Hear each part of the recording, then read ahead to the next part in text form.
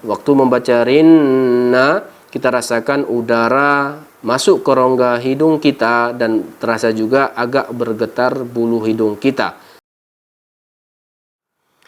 Assalamualaikum warahmatullahi wabarakatuh.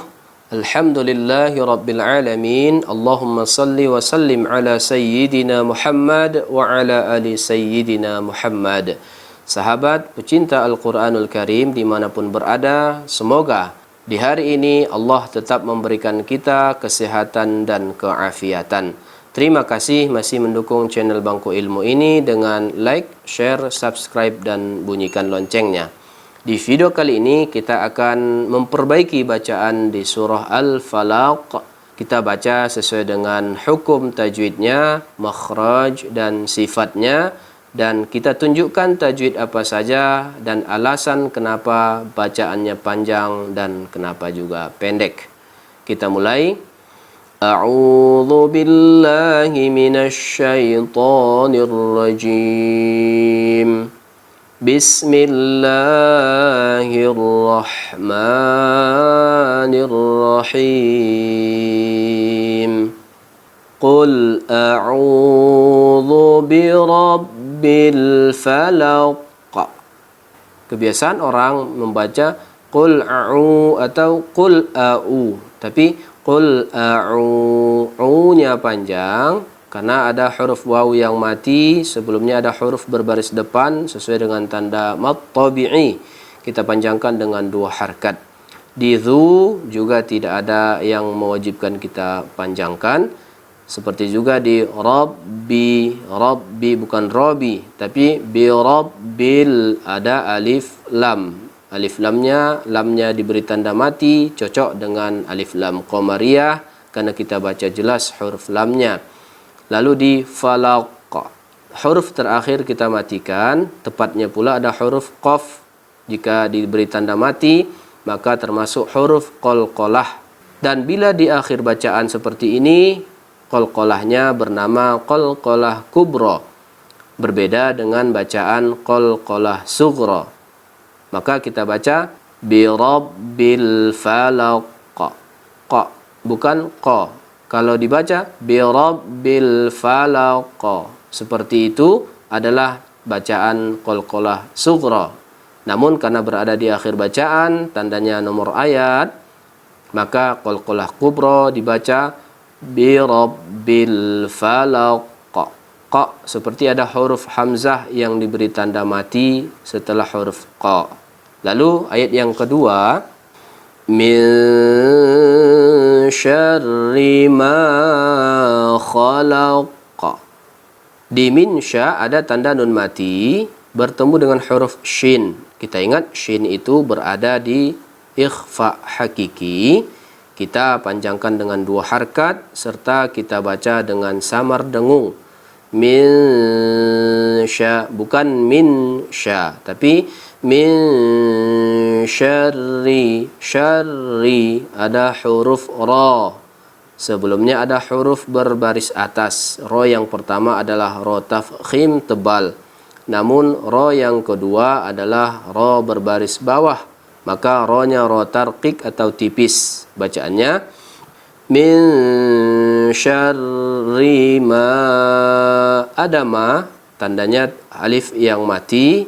Sebelumnya ada huruf berbaris atas, cocok dan pas dengan tanda mad tabi'i. Kita panjangkan dengan 2 harkat. Lalu khalaq, sama dengan di ayat yang pertama, qalqalah kubra, bacaannya khalaq, bukan khalaqa.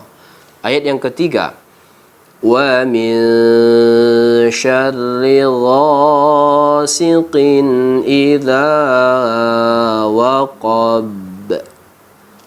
Sama, wa min sya, sama dengan min sya, ikhfa hakiki. Kita baca panjang dan kita baca samar dengung. Kemudian di syarri sama juga, ra yang pertama ra tafkhim tebal, ra yang kedua tipis. Lalu di gha sama dengan ma, alif mati sebelumnya berbaris atas. Sesuai dengan tanda mad tabi'i kita panjangkan dengan 2 harkat. Lalu ghasiqin i ada tanwin Tanwin itu baris 2 di bawah atau baris 2 di atas atau baris 2 di depan. Maka ini baris 2 di bawah juga namanya tanwin bawah bertemu dengan huruf alif. Sesuailah dengan tanda izhar halqi yang kita baca pendek dan dibaca jelas, tidak boleh dengung. Ghasiqin i, tidak boleh panjang. Lalu idza, ini tidak boleh pendek sebab ada huruf alif yang mati, sebelumnya ada huruf berbaris atas. Ini adalah tanda mad tabi'i, za dipanjangkan. Idza waqab, sama dengan sebelumnya, di akhirnya kita matikan, tepat pula ada huruf ba mati, maka termasuk huruf qalqalah, tapi berada di akhir ayat, maka namanya qalqalah kubra. Kita baca dengan seolah-olah ada huruf hamzah, seolah-olah. Seperti ini, idza waqab, bukan waqab, tapi waqab. Wa min syarrin naffatsati fil 'uqad.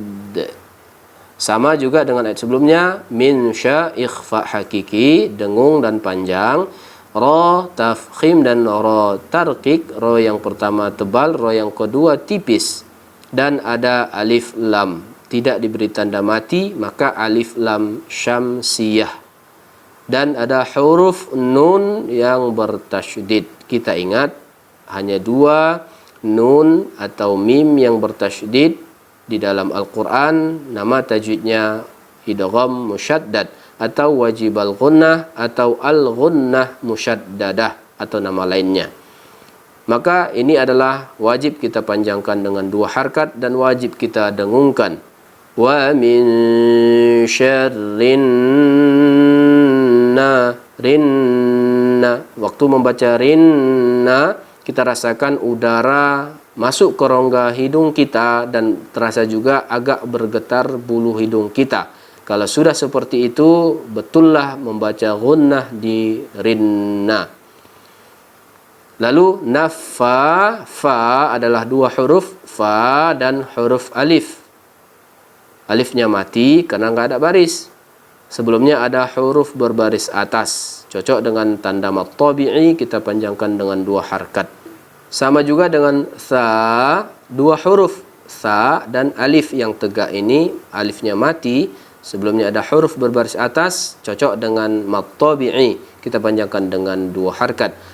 Naffatsati fil, ada alif lam beri tanda mati, alif lam qamariyah. Fil 'uqad. Lalu di huruf yang terakhir kita baca mati, maka dal mati termasuk huruf qalqalah karena dia berada di akhir bacaan, namanya qalqalah kubra. Dibaca seperti ini. Naffatsati fil 'uqad. Bukan uqad, tapi uqad. Lalu yang terakhir, wa min syarri hasidin idza hasad. Ada min sya, ikhfa hakiki, panjang dan samar dengung. Lalu ra bertasydid, ra yang pertama tafkhim tebal, ra yang kedua tipis. Dan ha ada alif mati, sebelumnya ada huruf berbaris atas. Mad tabi'i kita panjangkan dengan 2 harkat. Si tidak ada yang panjang. Lalu din i ada tanwin bawah bertemu dengan huruf alif. Alif termasuk ke dalam izhar halqi di hukum nun mati atau tanwin. Maka dibaca pendek dan dibaca jelas tanpa dengung. Hasidin i, idza, za ada alif di depan za, alifnya mati, sebelumnya ada huruf zal berbaris atas, cocok dengan tanda mad tabi'i, kita panjangkan dengan 2 harkat.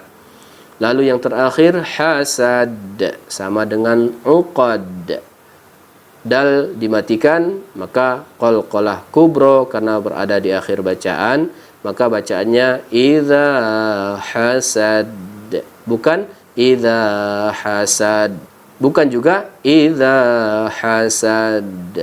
Yang benar wa min syarri hasidin idza hasad. Sadaqallahul azim.